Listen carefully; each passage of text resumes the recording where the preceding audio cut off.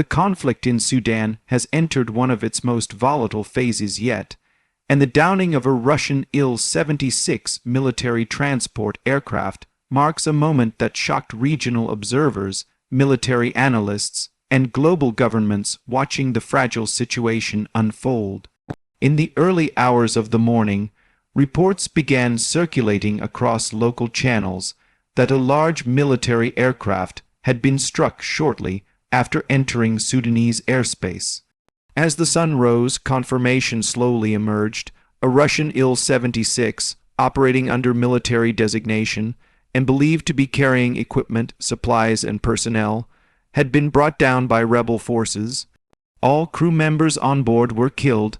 The Il-76, a heavy four-engine military transport aircraft long used by the Russian military and various allied forces around the world, has an established record for its durability and capability to operate in harsh conditions.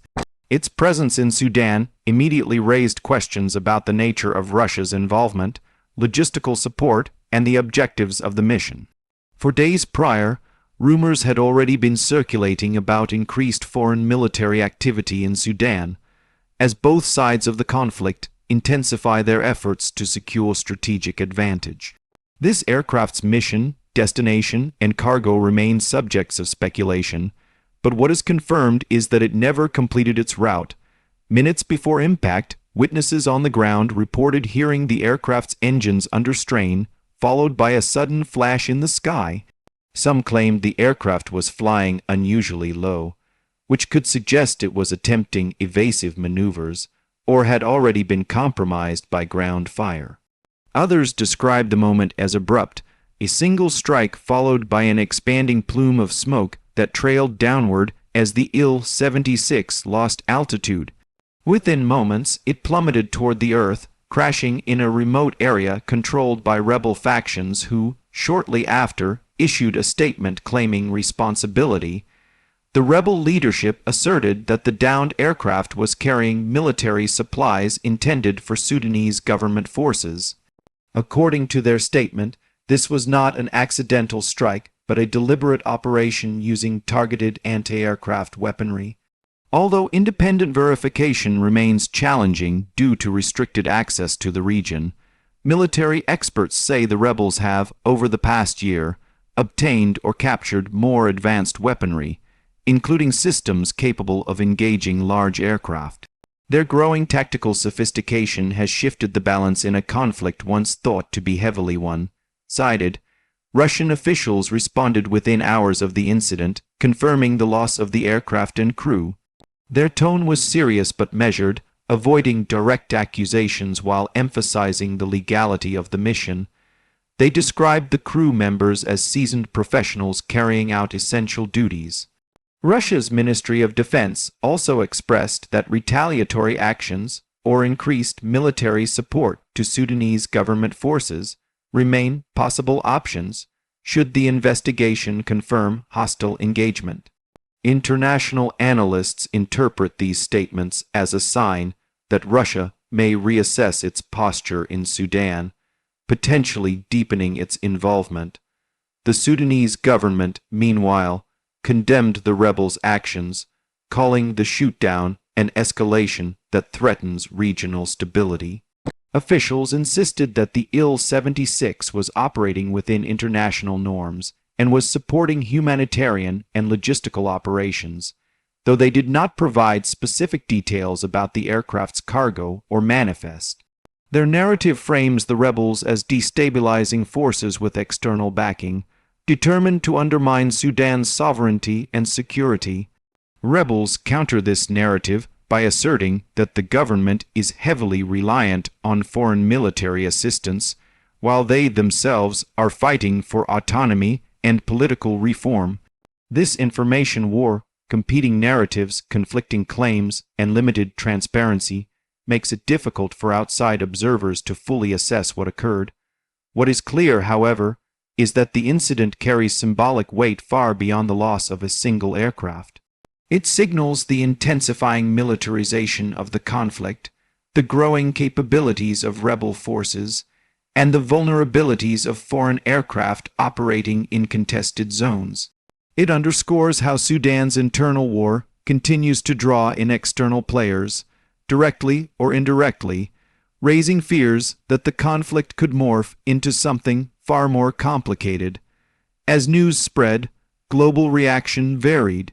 Several nations urged restraint and called for immediate de-escalation to prevent the already fragile humanitarian situation from deteriorating further.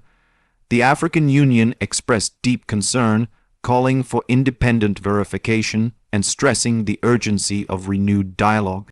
Meanwhile, Western countries called for transparency from both the Sudanese government and Russia. Human rights groups emphasized the growing civilian risk as both sides adopt more aggressive military tactics. For civilians on the ground, the downing of the Il-76 was yet another reminder of the unpredictability of life in a conflict zone. In interviews shared through local informants, residents expressed shock at the scale of the explosion and fear that retaliation or increased military activity could bring further danger to nearby towns and villages. Many civilians feel caught between opposing forces, living with the constant uncertainty of airstrikes, drone activity, and ground battles that have already displaced millions. The Il-76 crash site itself became a contested environment shortly after the incident. Rebel groups controlled access, preventing government forces from retrieving debris or beginning a formal investigation. Satellite imagery began to circulate online and among analysts, showing charred wreckage scattered across the impact zone. What could be seen resembled a typical large aircraft crash pattern, a deep crater indicating a steep descent, pieces of fuselage strewn over several hundred meters, and sections of wing structure identifiable despite the intense fire that followed the crash. Investigators, although limited in their access, examined available imagery to determine whether the aircraft suffered structural failure, engine damage, or a direct strike. Early assessments from independent experts suggest that the nature of the crash and the fire patterns point strongly toward external damage, consistent with an attack from ground-based weaponry. However, without forensic access to the site, such conclusions remain educated estimates rather than definitive proof. This event also carries geopolitical implications. The increasing involvement of Russia in Sudan reflects broader strategic interest, resource access, political alliances, and military positioning in Africa. The loss of the Il-76 could prompt Russia to reconsider its operational strategies in the region or push for stronger, more overt support for Sudanese government forces. For rebel factions, the successful strike will likely be used as proof of their growing strength and as propaganda to boost recruitment, morale, and legitimacy among supporters. The conflict in Sudan has persisted through multiple phases over the past years, with shifting alliances and fluctuating territorial control. Humanitarian crises have worsened, supply lines have been disrupted, and critical infrastructure has been destroyed or abandoned. The downing of the Il-76 adds yet another layer of complexity to a conflict already known for its unpredictability. It demonstrates how rapidly the situation can evolve and how external military assets, once considered relatively secure, are now vulnerable to rebel technology and tactics. In the broader context, the incident highlights the risk of foreign military involvement in active conflicts. Nations deploying aircraft, personnel, or support must consider not only the political consequences, but also the operational risk in regions where rebel groups have access to advanced weaponry. The Il-76, designed to handle rough airfields and harsh conditions, is not typically seen as a vulnerable aircraft. Its loss signals that rebel capability has reached a level capable of posing real danger even to large transport platforms. The families of the fallen crew members await answers about the final moments of the aircraft. Russian officials promised a full inquiry, but whether such an investigation will uncover the truth depends entirely on whether access to the crash site becomes possible, a scenario that appears unlikely in the immediate future. For now, the international community must rely on fragmented reports, intercepted communications, and limited visual evidence to piece together the timeline of the incident. Meanwhile, the rebels have leaned heavily into media narratives surrounding the event. They distributed statements claiming that the shootdown was a necessary defensive action, portraying the aircraft as a legitimate target assisting enemy ground forces. Their messaging frames the strike as proof of their capability to defend their territory and deter external involvement. Analysts note that controlling the narrative is almost as important as controlling the territory in modern conflicts, and rebels understand the value of projecting strength, especially to external supporters or sympathizers. The Sudanese government, in contrast, has used the incident to rally internal support and portray the rebels as dangerous militants willing to attack foreign aircraft, thus placing Sudan at risk of international repercussions. Government officials warned that such acts could isolate Sudan diplomatically or invite foreign intervention.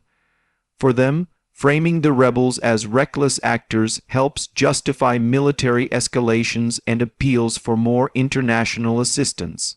As the days pass, the significance of the Il-76 incident continues to grow. It is not merely a tragic aircraft loss, but rather a defining moment that may influence the direction of the conflict. If rebels continue deploying anti-aircraft capabilities, air routes used by government and foreign forces could become increasingly restricted. This would strain supply lines, weaken military campaigns, and potentially shift momentum.